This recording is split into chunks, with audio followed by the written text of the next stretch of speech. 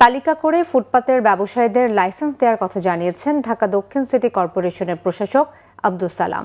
সকালে Dhaka medical college হাসপাতালের সামনের ফুটপাত দখলমুক্ত করে নান্দনিক পরিবেশ সৃষ্টি বিষয়ক পাইলট প্রকল্পের উদ্বোধন শেষে তিনি এই তথ্য জানান।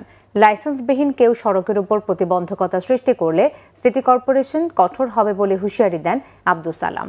এছাড়া অল্প জায়গায় বেশি দোকান যেন বসতে না পারে সে বিষয়টিও তদারকি করা হবে। হকাররা নির্দিষ্ট জায়গায় কোথায় বসবে সেই গাইডলাইন দেওয়া হবে বলেও জানান তিনি।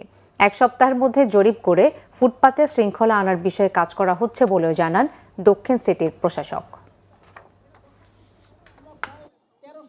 ঢাকা শহরে কোথায় কোথায় কোন ভেন্ডাররা বসবে আমরা সেটা লাইসেন্স দেব।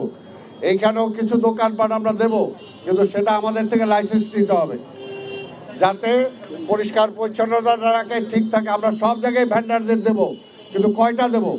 10 জনের জায়গায় যদি আপনি এখন 1000 বসায় দেন তাহলে তো হবে না। যেখানে 10 জন দরকার আমরা 10 জনই দেবো, কিন্তু আমরা চিহ্নিত করে দেবো।